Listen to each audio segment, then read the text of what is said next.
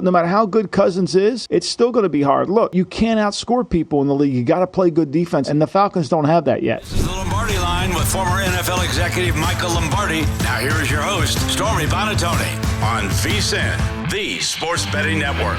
All the big deals we anticipate being done have been done. So teams with odds movement, teams that have moved the needles internally, it feels like all of those moves have been made, Michael. So naturally, we had to ask you to make a list of what teams you felt made the most significant changes, most significant improvements. These are in no particular order, but let's start with the Atlanta Falcons, because that feels like the most obvious, and why, in addition to Kirk Cousins, you think they've improved their team. Well, I think the fact that they got Kirk Cousins just improves their team. When you upgrade a quarterback, it's a huge upgrade, right? I mean, it's the one position that has value in the betting market, that moves the line. And clearly, Cousins' ability to execute a passing game, lead a 2-minute drive, not turn the ball over, do all those things is going to make Atlanta a better team. It's going to put more pressure on other areas, but it makes them a better team. The question you have to ask yourself with Atlanta is, can he duplicate that coming off the Achilles? Is he going to be the same player he was prior to the Achilles? Will it take him 4 months? Will it take him 2 months, 3 months?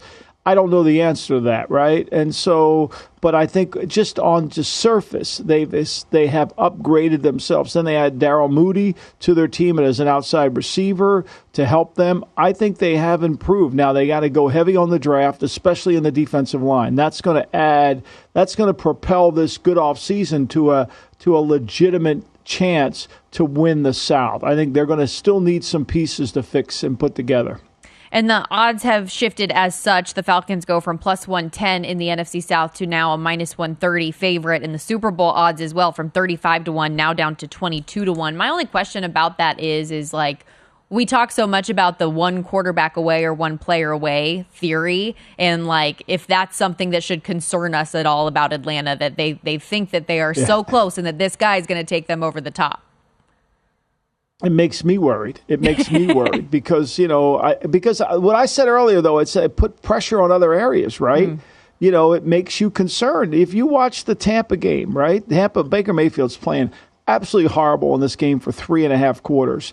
And the Falcons have the lead, and on the final drive of the game, Baker makes 2 or 3 plays down in the 2-minute drill, wins the game. Why? Because Atlanta has no pass rushers. They can't rush the passer. And maybe they were in on Chase Young, and that's why that the Saints had to pay the 13. Maybe they were trying to get him, too, on a 1-year deal. Because if they don't get the pass rusher, I think it's still, no matter how good Cousins is, it's still going to be hard. Look, the Patriots learned this, and so have the Chiefs. You can't outscore everybody, right? The Patriots went from 2006 to 2013. They ranked never lower in 8th in points scored, led the league in points scored 3 times in that span, and yet they never won a Super Bowl during that span. You can't outscore people in the league. You got to play good defense at some point, and you got to have a defense that can rush the passer, and the Falcons don't have that yet. Let's stay in the NFC, and a team that certainly needed to upgrade their defense and brought in some pieces, the Detroit Lions. You feel like they are one of the most improved groups. Why? What stood out to you? Well, I mean, look, they needed corners desperately. So they signed, they trade for Carlton Davis. Great, he plays press. He fits their scheme perfectly. Emerick Robertson does a good job. I mean, I don't think he's an elite corner, but he'll help. Maybe they can get Emmanuel Mosley to come back and be healthy this year. That could help them if he is. And then, they lose Jonah Jackson to the Rams, and they replace him with Kevin Zeitler yesterday, who's a very good guard. Now, he's not a long-range plan guy, but it helps their offensive line, particularly in pass protection. So when I collect it, pretty good offseason, right? They got corners that they needed. They've added an offensive lineman who they lost, and now they can set themselves up for the draft and build the momentum that they built last year. So I think they've had a really nice offseason, Stormy.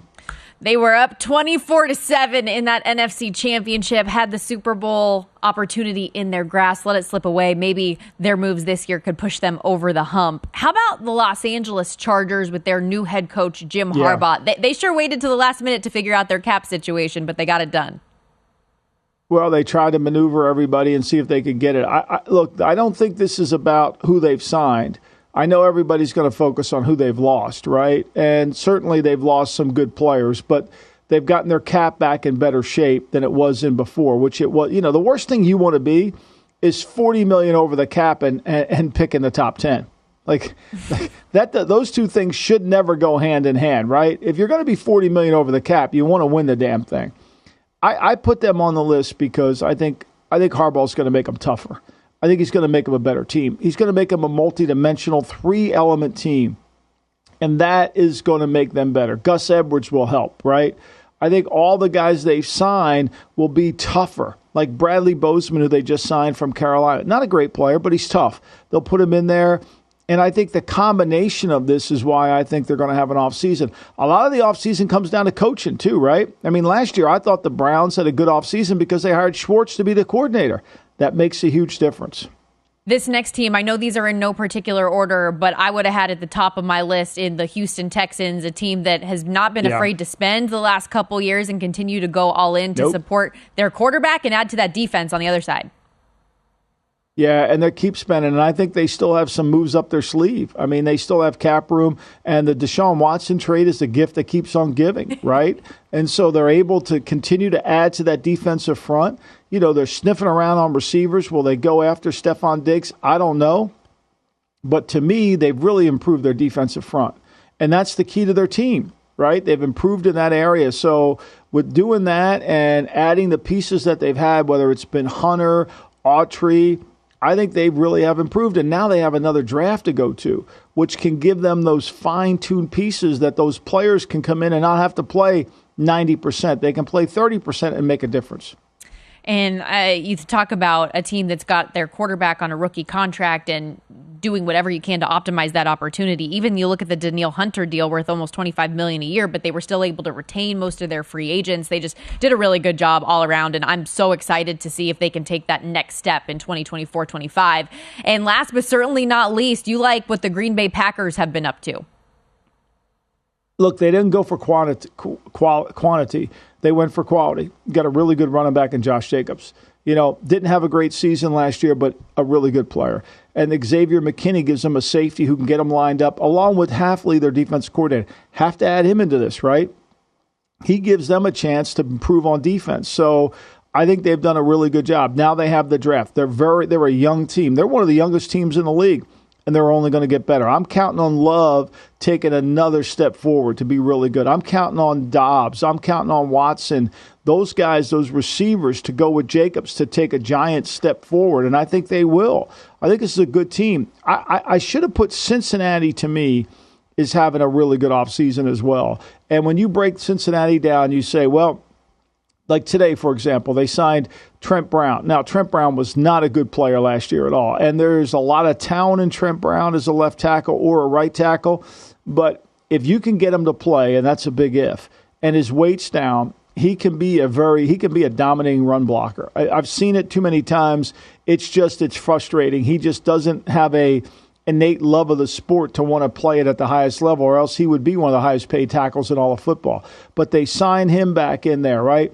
I think they've improved their safety. Geno Stone to go along with bringing back Von Bell, huge for their defensive coordinator. I mean, I think that's really a big thing for them with Lou Anarumo. When they get him back in there, they can get their defense lined up. I know losing Reader hurts. They get him back. They replace him with Sheldon Rankins from the Texans. Okay, not innately better, but at least can keep on par. I like what they did. They were paying Moss. They were paying Mixon a lot of money. They went for a cheaper back, and Zach Moss leaves them open for the draft. I think this Bengal team is really you got to look at them as putting some pizza money down on potentially the odds to go to the Super Bowl from the AFC.